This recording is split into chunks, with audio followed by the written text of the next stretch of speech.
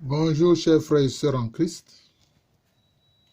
Bonjour chers frères et sœurs croyants en Dieu. Je veux ce matin vous parler de la vérité. Vous savez, parler de la vérité est une chose délicate. Parce qu'aujourd'hui, quand on entend les gens, la vérité est relativisée. Vous entendrez quelqu'un dire, il y a ta vérité et il y a ma vérité. C'est vrai, même concernant la science, à propos de la vérité, il y a une relativité. Le grand Albert Einstein, l'un des plus grands physiciens de notre période contemporaine, pour ne pas dire le plus grand, en tout cas pour l'instant, il a parlé de la relativité restreinte dans le domaine de la physique et de la relativité générale. Donc, concernant cela, donc, il y a des lois différentes qui régissent l'univers. Donc, c'est comme si cela se présente comme différentes vérités. Niels Bohr, qui est l'un des précurseurs de la physique des particules, lui aussi a indiqué des choses. Parce qu'il y a la loi de l'infiniment petit. Il y a la loi de l'infiniment petit. Par exemple, concernant la loi des particules, mais Niels Bohr disait à Einstein, mais dans ce domaine-là, mais une particule peut être à 2 ou 3 endroits différents. Oui, mais dans le monde de la physique générale, ça, c'est pas possible. Mais dans la physique des particules, du monde subatomique, de l'univers infiniment petit, c'est une des lois. Une particule peut être à 3 endroits différents. C'est ce que Niels Bohr disait à Einstein. Il a dit même, grand Einstein, sais-tu que concernant la physique des particules, si tu ne regardes pas la Lune, cela veut dire que la Lune n'existe pas. Voilà. Si tu ne regardes pas la Lune, cela veut dire que la Lune n'existe pas. Parce qu'il a dit, dans ce domaine-là, la loi veut que si tu ne regardes pas quelque chose, tu n'observes pas quelque chose ou bien quelqu'un, cette personne ou cette chose n'existe pas. Alors Einstein lui a dit, mais donc tu veux dire que si je ne regarde pas la Lune n'existe pas. Il a dit oui. Et effectivement, c'est ainsi dans la physique des particules. C'est pour ça que les gens relativisent la vérité par rapport à différentes lois, par rapport à ce qu'on croit être juste. Voilà. Et quand on veut étendre ça à la culture, aux traditions et aux civilisations, alors là, c'est vraiment immense, cette relativité-là. Voilà. Ailleurs, les gens vont justifier la polygamie, ils vont dire que c'est leur coutume. D'autres vont dire, ah non, c'est la monogamie. Voilà. Il faut s'attacher à une seule femme et non à plusieurs femmes. Oui. Certains diront, mais chez nous, on pratique la circoncision ou l'excision. D'autres diront, non, ça c'est une mutilation du corps. Nous, on n'en veut pas. Nous, dans notre coutume, on n'en veut pas, etc., etc. À partir de ce moment-là, on voit que les lois sont différentes et donc les vérités sont subjectives. Quand Jésus a dit devant Ponce Pilate que je suis venu dans le monde pour rendre témoignage de la vérité. Mais Ponce Pilate, le gouverneur des Romains, de l'Empire romain en Palestine, a dit, mais qu'est-ce que la vérité? C'est la question qu'il a posée à Jésus. Il dit, mais qu'est-ce que la vérité? Aujourd'hui, d'aucuns pourraient me rétorquer, mais professeur Alou, tu veux parler de la vérité, mais qu'est-ce que la vérité? Il y a des vérités, c'est ce qu'ils diront. Mais quand Ponce Pilate a posé la question, vous remarquerez que le Seigneur Jésus n'a même pas répondu. Il n'a pas répondu parce qu'il sait que Pilate ne peut pas comprendre cela.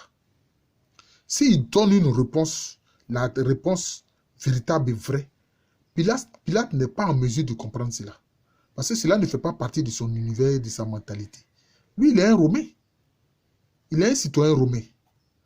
Pour lui, la seule vérité là, c'est l'empereur des Romains, c'est le César. Quand César a parlé là, c'est ça la vérité pour Ponce Pilate. César, depuis Rome, quand il donne un ordre là, allez, Ponce Pilate applique. C'est tout. C'est ça là, la vérité. Sa vérité, c'est la vérité de l'Empire romain, de ce que dit l'empereur. Mais notre Seigneur Jésus-Christ nous montre que, au plan spirituel, les choses sont différentes. Et quand nous regardons les différentes religions et les différentes spiritualités qu'on a, mais ces religions et ces spiritualités se présentent aussi comme vérité. Se présentent comme vérité. L'islam se présente comme vérité. La sagesse bouddhiste se présente comme vérité. L'hindouisme se présente comme vérité. Hein? La foi Baha'i se présente comme vérité. Et ceux qui croient dans nos traditions spirituelles ancestrales africaines disent que c'est ça la vérité. Et quand on observe disons, la culture religieuse des anciens Égyptiens, des anciens Babyloniens, des peuples sémites, mis à part les Hébreux, bien sûr, ils ont leur vérité. Oui. Les druides, qui étaient les prêtres des peuples celtes, aussi, ils avaient leur vérité. Oui. Et les différentes divinités. Mais Jésus, lui, l'a dit, je suis la vérité. Et c'est ça qui fait la différence. C'est pour ça que nous qui sommes disciples de Jésus, nous qui sommes chrétiens, nous devons tenir compte de ce que Jésus dit. C'est absolu. On ne doit pas se laisser tromper parce que les gens appellent la tolérance. La tolérance, c'est supporter l'autre. Mais cela ne veut pas dire que ce que lui dit là, c'est vrai pour le chrétien. Non. Voilà. Il est dit dans la parole, supportez-vous les uns les autres. Oui. Tout comme entre chrétiens, nous nous supportons, nous devons aussi supporter les autres. Voilà. Les musulmans, les bouddhistes, les hindouistes, les francs-maçons, nous les supportons. Mais nous ne partageons pas la même idée qu'eux. Les supporter, c'est-à-dire les tolérer. Mais cela ne veut pas dire donner une caution à ce qu'ils disent. Ah non. Jésus a dit que je suis la vérité. Donc cela veut dire quoi? Que la vérité n'est pas une notion. Comme on pourrait l'attendre au plan philosophique. La vérité n'est pas une notion, c'est une personne. Chers frères et sœurs, disciples de Jésus-Christ, est-ce que vous comprenez ce que je dis? La vérité n'est pas une notion, la vérité c'est une personne. C'est la personne de Jésus-Christ. La vérité c'est Dieu lui-même. Ce ne sont pas les cogitations intellectuelles d'êtres humains, ni les lois qui sont dans l'univers, qui sont multiples. Je vous ai parlé des lois de l'infiniment petit, des lois de l'infiniment grand, etc., etc. Vous voyez? C'est vrai.